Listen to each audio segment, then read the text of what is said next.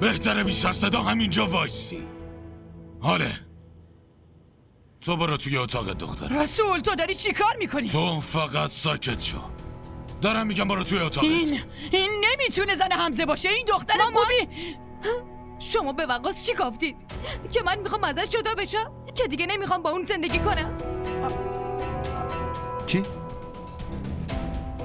کی از جدایی حرف زد؟ مامان گفته. بهش گفته که من نمیخوام باش بمونم و میخوام طلاق بگیرم. من نمیدونم دیگه چیا بهش گفته. این داره تلاش میکنه که بین ما دوتا سوء تفاهم به وجود بیاره.